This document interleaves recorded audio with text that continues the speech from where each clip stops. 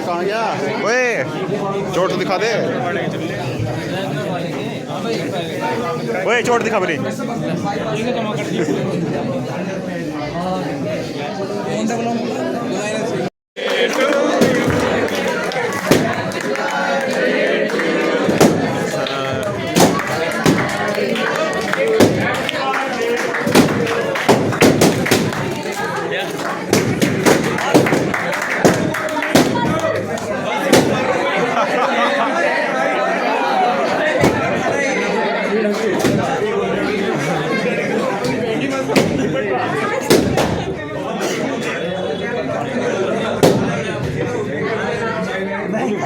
पवन sir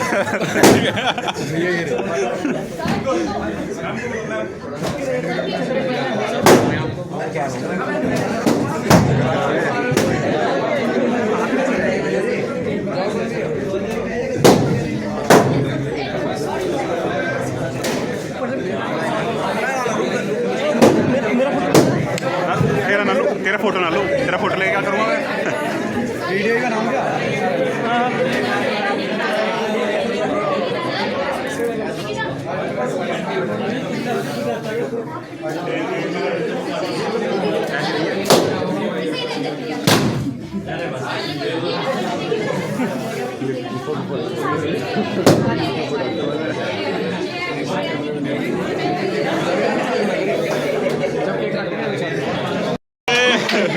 माचिस किसके पास थी?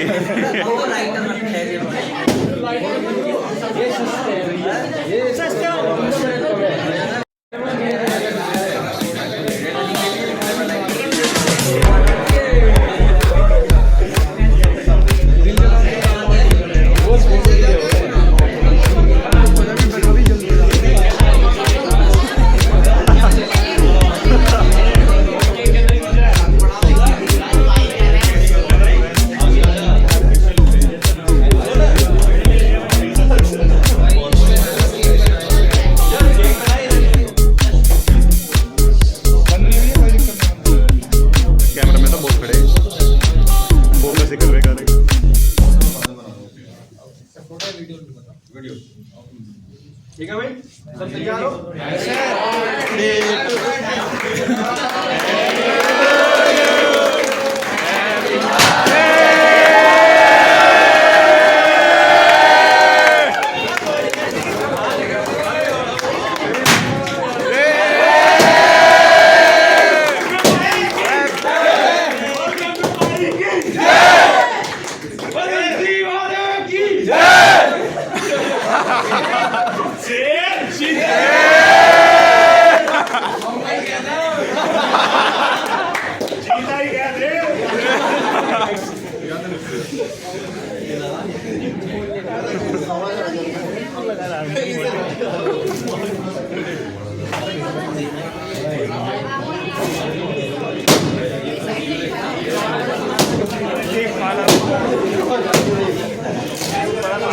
गुब्बारे चुरा रहा तो इस उम्र में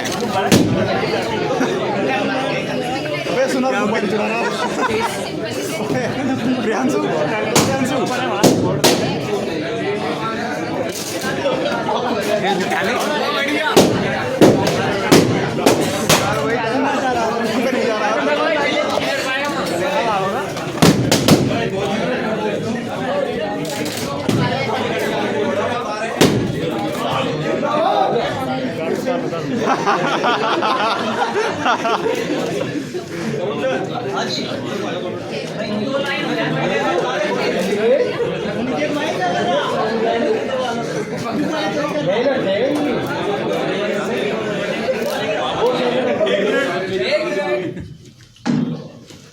हेलो हेलो सुनना भी जरूरी है ना।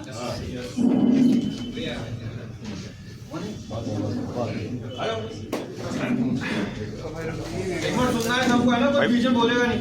पूरा लिखा है, पूरा लिखा है। मैं ऐसे करूँ ना तब करते हैं।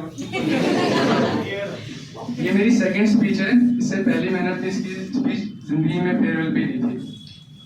आदरणीय अध्यापक जी एवं प्यारे सहपाठी, झूठ नहीं बोलूंगा, मुझे कल नहीं पता था कि सर का जन्मदिन है। अपने दोस्तों से पता चला तो बर्थडे की तैयारी में जुट गया। जब शाम पूजा कर रहा था तो पता नहीं कहां से मन में बात खटकी कि सर के लिए एक स्पीच देनी चाहिए उनके जन्मदिन पर। क्या पता फिर मौका मिले या ना मिले। तो कम समय था लेकिन मैंने पूरा बेस्ट दिया एंड हियर आई एम। अपनी कहानी से शुरू करना चाहूंगा तो सर का रोल अच्छे से समझा पाऊंगा मेरी जिंदगी में। मार्च 2023 मैंने अपनी 12th क्लास पास करी। पहले फुटबॉलर बनना चाहता था, राजस्थान स्टेट चैंपियनशिप के लिए सिलेक्ट भी हुआ, लेकिन 12th के एग्जाम की वजह से छोड़ दिया। घर वालों से हिम्मत ना थी बताने की कि फुटबॉलर बनना है। दोस्त सब जेई का फॉर्म भर रहे थे, मैंने भी भर दिया, लेकिन कॉलेज अच्छा ना मिला। सोचा कि ड्रॉप ले लूं, अगले साल तैयारी करेंगे। घर वालों से दिन पे दिन ताने खाता रहता था, तो एनडीए का फॉर्म भर दिया, लेकिन तैयारी तब भी शुरू नहीं करी। जब ताने बढ़ गए और सिर्फ 1 महीना बचा पेपर को तो मेरठ आ गया। फिर सर से मुलाकात हुई। सर ने कहा कि बेटा बहुत लेट आए हो, अब कैसे होगा। उस समय तो बता ना सका कि सर मैं बस ऐसी तैयारी करने के लिए आया हूँ, एनडीए मेरा उद्देश्य नहीं है। सर की पहली ही क्लास में उनके पढ़ाने से प्यार हो गया और मुंह से सिर्फ एक ही बात निकली, बहुत बढ़िया पढ़ाते हैं यार। 1 महीने में सर की पर्सनैलिटी, जिसे हिंदी में व्यक्तित्व कहते हैं, मुझे भी कल पता चला, इससे बहुत प्रभावित हुआ। मैंने अपनी दुनिया को देखने का नजरिया बदल दिया और धीरे धीरे मुझे अपना लक्ष्य या जीवन में क्या करना है वह नजर आने लगा। फिर एनडीए का एग्जाम आया। मैंने सर को भी नहीं बताया कि एनडीए एग्जाम में क्या हुआ। मेरा मैथ का पेपर तो बहुत अच्छा गया, लेकिन जीईटी में मेरे आगे एक बच्चा बैठा था, मुझे लगा कि मेरे साथ होशियार है। मैंने उसे इंग्लिश के सवाल बताए, उसने मुझे 31 जीएस के सवाल बताए। घर जाके पता चला कि सिर्फ 4 सही है, बाकी 27 गलत। क्या कर सकता था, मेरी गलती थी, मैंने उस पर भरोसा किया। सर ने एक बार बताया था कि वे स्कूल चप्पल पहनकर शर्ट बाहर और बटन खोलकर जाते थे। एक दिन उन्हें उनके प्रिंसिपल ने टोका और ढंग बताया कि किस तरह से स्कूल में आया जाता है, किस तरीके से कपड़े पहने जाते हैं। सर ने बताया कि उनके प्रिंसिपल की पर्सनैलिटी का एहसास अभी उनके अंदर है। तो मुझे आप लोग उस बच्चे से और सर को उनके प्रिंसिपल से कंपेयर कर सकते हैं। और यूपीएससी की तैयारी का जुनून भी मुझे सर से ही मिला। सर ने ऑफिस में पूछा कि बेटा पक्का यूपीएससी की तैयारी ही करनी है, रास्ता बहुत लंबा है और कठिन है। पहली बार ऐसा लगा कि हाँ मैं कर सकता हूँ, और इस कॉन्फिडेंस की वजह भी सर का जीएस पढ़ाना है, specially geography, polity and history. आपको तो पता नहीं, लेकिन मुझे इन सब्जेक्ट से प्यार है। जब मैं अपने आप को अपने पास से कंपेयर करता हूँ तो ऐसा ही लगता है कि कहाँ भटका हुआ था। अगर पहले ही मिल जाते, इनके सर के मार्गदर्शन हो जाते तो जिंदगी ही कुछ और होती। अब माहौल थोड़ा इमोशनल हो गया है, तो उसको थोड़ा कॉमेडी बनाने के लिए, सर आपके पर्सनल लाइफ एक्सपीरियंस बहुत एक्साइटिंग होते हैं। और सर का ये डायलॉग, धरती बोले बच्चा ना बोले, हमेशा याद रहेगा। सर का खासकर ये वाला स्टेप, आए हाय, हमेशा याद रहेगा। और सर का सबको हवेली पर बुलाना हमेशा याद रहेगा। धन्यवाद धन्यवाद।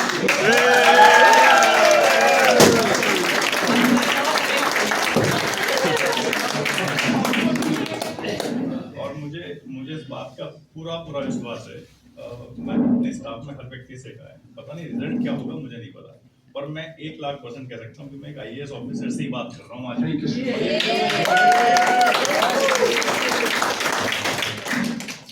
बहुत बहुत धन्यवाद।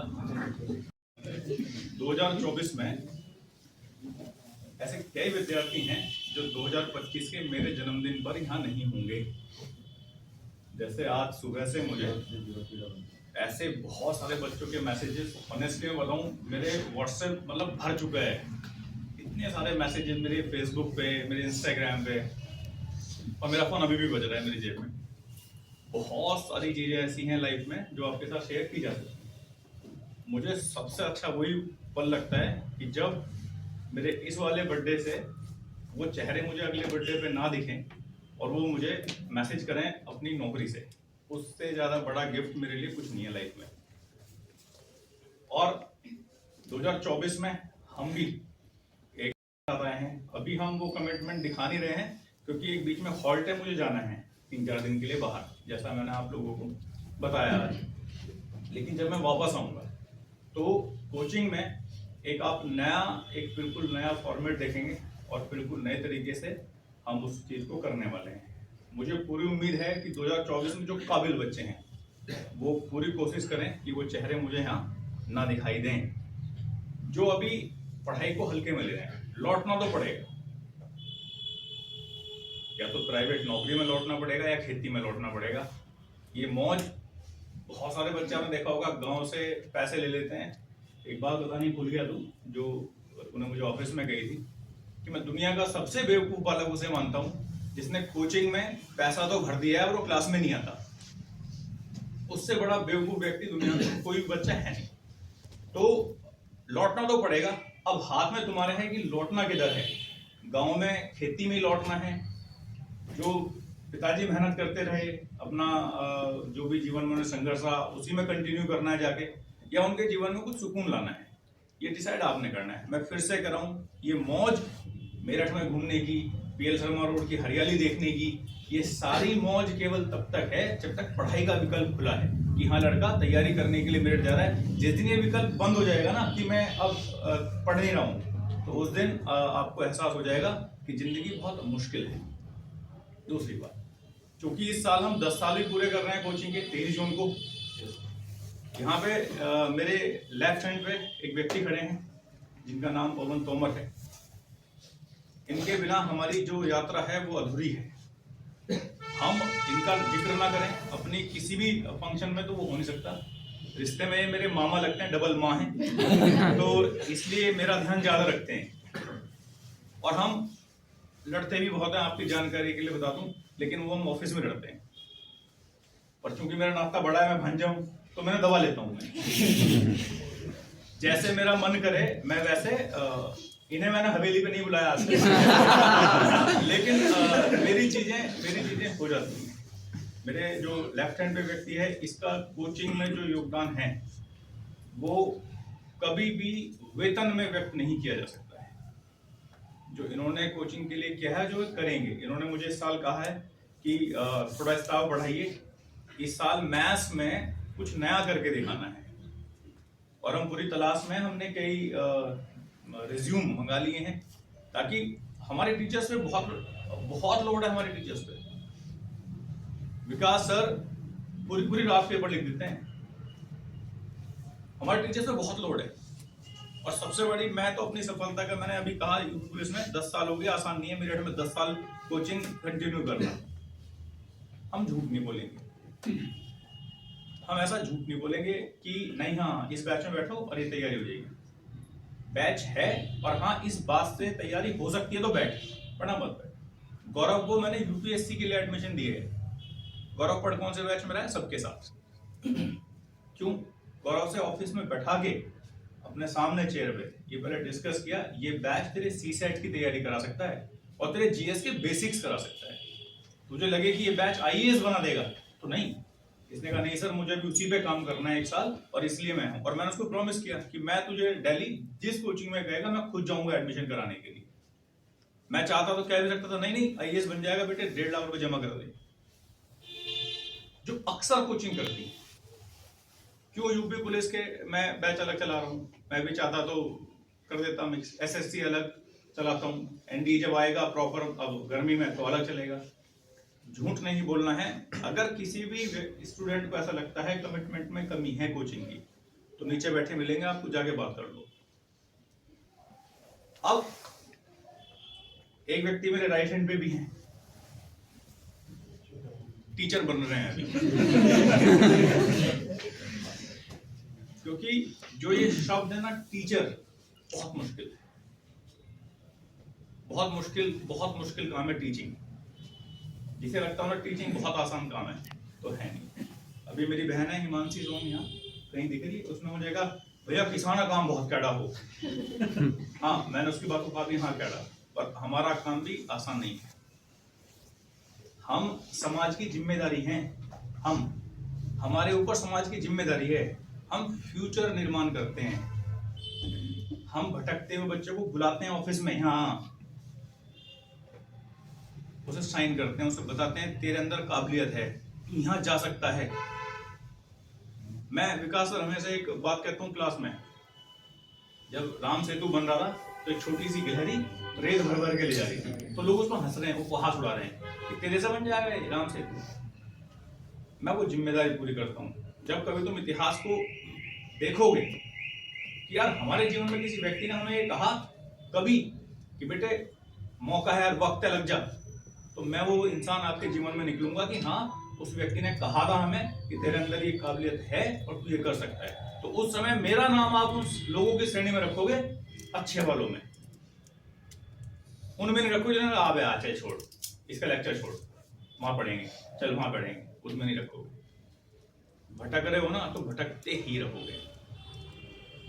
तो इसलिए टीचिंग बिल्कुल भी आसान जॉब नहीं है। तो अभी तो दूसरा ही साल शुरू हो रहा है, पर हाँ 2 साल में जितना टीचिंग में इंप्रूवमेंट किया है, ये इनके भी शिष्य हैं, ये मेरे भी शिष्य हैं और इनके भी शिष्य हैं, इन्होंने भी पढ़ाया है और हम दोनों मिलाकर भी ना टीचिंग सिखा रहे हैं। और जितना शानदार परफॉर्मेंस रीजनिंग में आया है वो काबिले तारीफ है। और व्यक्तिगत जिंदगी में मेरा संबंध अंकुश चपराना से कैसा है, वो 1-2 बार मैंने क्लास में हल्का फुल्का जिक्र भी किया है। दुनिया में जब मेरे साथ कोई नहीं था,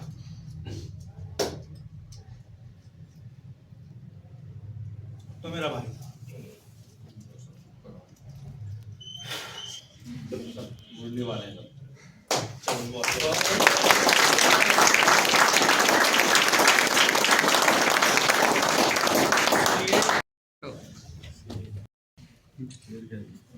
थैंक यू। ओ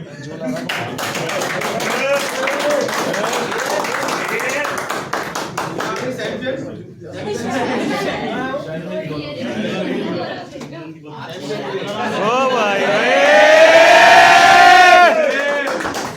हम यही वाली पी सकते हैं, तो हमारे लिए यही है। ये नीचे धरने की चीज थोड़ी है। तो काम बोलते हैं मेरे सब कुछ है।